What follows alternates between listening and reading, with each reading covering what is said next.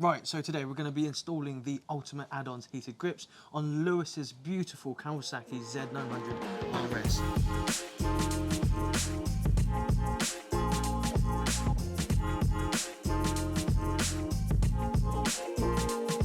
Hold on a second, before we get started we do need a few things before we do this, just so that it saves you the pain of having to scroll through and get them later on, so we'll put it at the front of the video. So these are as follows. So obviously Allen set, socket set, just to get any Allen bolts and sockets off of the bike, specifically on your bar ends, any panels you need to get off on the side of the bike just to wire the, route the cables down the side of the bike. In terms of other bits, ACF 50 will come in handy quite a bit. When you're taking the grips off of the bars, you're going to left with glue residue, so anything that's going to help that get up a lot easier. And also probably some sort of wiring connectors. Yep, the connectors. Just because you'll need one of them to go into an ignition switch of some sort. You don't want to obviously have them left on when you switch your ignition off. But that's pretty much it. Obviously your socket and an Allen set will come in handy quite a bit. Other than that, pretty much good to go. So let's get back into the video with the first step. Lewis, first step?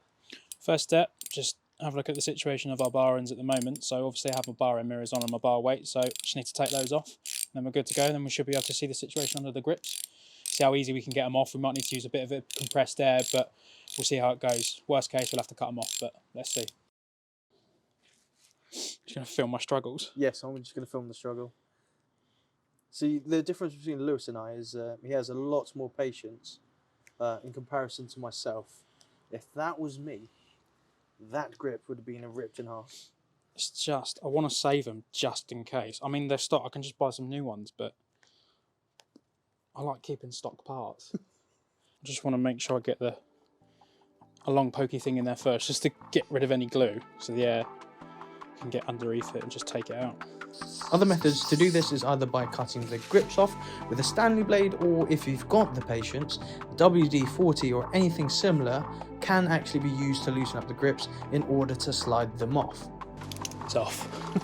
Now that is a sign for every biker to try and acquire themselves an air compressor, don't you think? Because that was so, like, honestly, that was way easier than when I had to do it. It's easier. Just cutting it off. But it's easier, but you've still got to get a bit of technique right, because you can't let any air come out while it's going in. So you've got to get it underneath the grip. Yeah. And then squeeze it to try not let any air out. So all the air is going inside the grip, and then you just yank. Yeah. But that one... That was cool though. Yeah, that was a bit tricky. Get an air compressor. Time for step 2. So what we need to do is actually remove the residue that was left over from the previous grips on the handlebars and also on the throttle tube. We can do this by either using ACF 50 or by using warm soapy water to get the rest of that off. So let's get on with that. It's just the glue that's been sat there for God knows how long. You're always going to get stuff that just wants to stay there forever. But I don't have any ACF 50 on me, so we've got some warm soapy water, but once it gets hot enough, just use a nail, something sharp, maybe like a Stanley blade, just lightly scrape it off if you can. Don't damage the throttle body. But yeah, it is coming off slowly, just got to be patient. Yeah. Not like Tom here. They are called the Ultimateaddons Advanced Heated Grips, aren't they not? They are. So if you want to check them out, we'll have a link in the description as to where you can purchase one for yourself. Go straight to the website.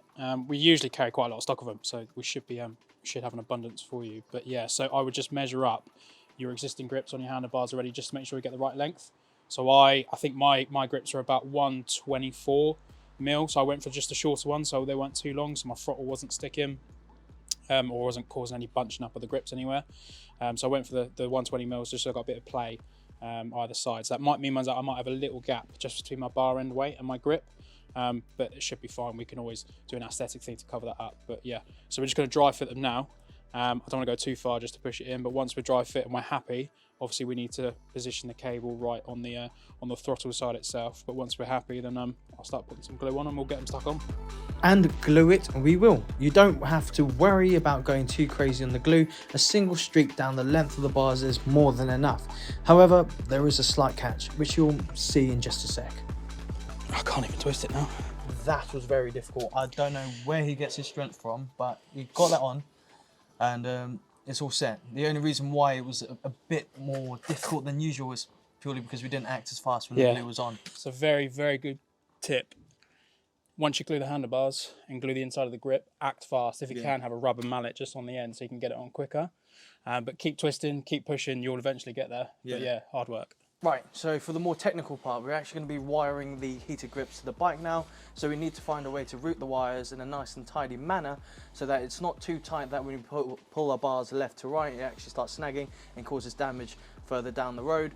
And we actually have some cable ties to neaten up the actual look of the front end, and what we're going to go for is actually go through the front of the headlight all the way down the side of the bike itself through one of the side panels in order to reach the battery itself. So let's get on with that portion of the process. On Lewis's bike, there's a bracket behind the headlight that actually allows us to wire tie the wires nice and neatly away from view. So check out if your bike has somewhere convenient as well. After that, we remove some of the side panels, freeing up space for us to visibly see where we can route the cables down the side so we don't cable tie anything silly like a fuel line or a coolant line. To then pop in the positive and negative wires out into the battery box so we can begin wiring them up to the correct terminals.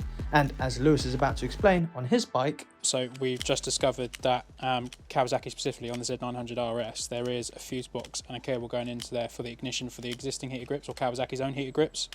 So what we're going to do is just splice our positive cable from the Ultimateaddons Heated Grips onto that. So when we start our ignition, we can only turn them on when the ignition's on. Obviously we don't want it draining the battery consistently. If you don't have a Kawasaki, what they do recommend in the instructions is just to get it onto your ignition on switch if you can find that under your seat. That way you're not going to drain your battery or have to forget to switch them off every time you get off the bike. So that's what we're going to do now.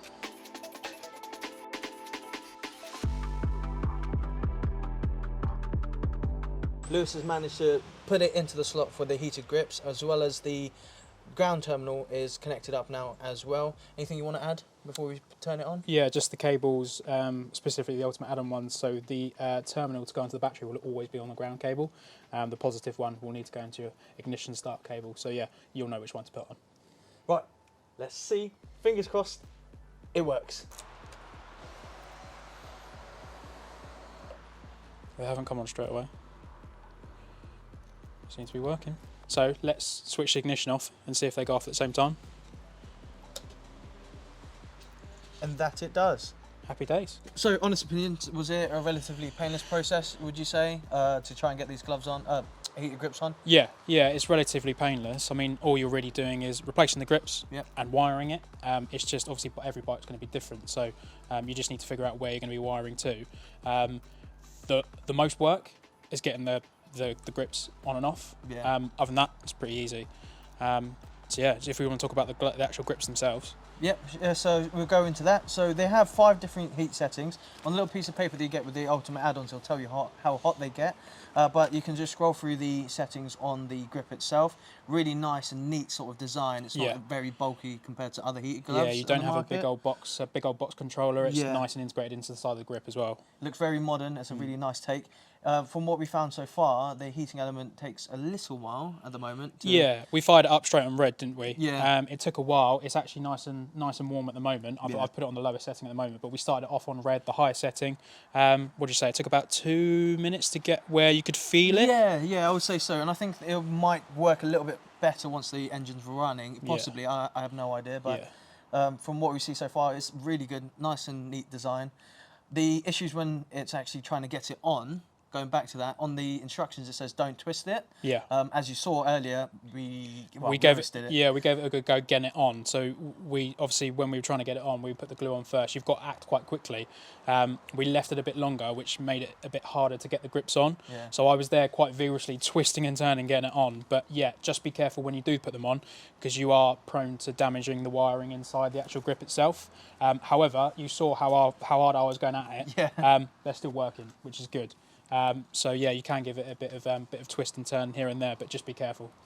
With that being said, I think that wraps up this video. I hope you guys did enjoy it. If you want to see a full long-term review later down the road, where Lewis actually tells us how he's found it through view testings, I don't know, after a couple of months or so. Yeah, we'll give it a test. Yeah, let's see how that goes. We'll let you know our thoughts from there. Yeah, if you did like the video, give us a like, comment down below.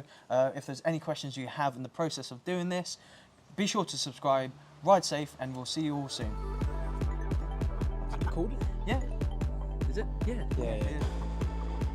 Jesus.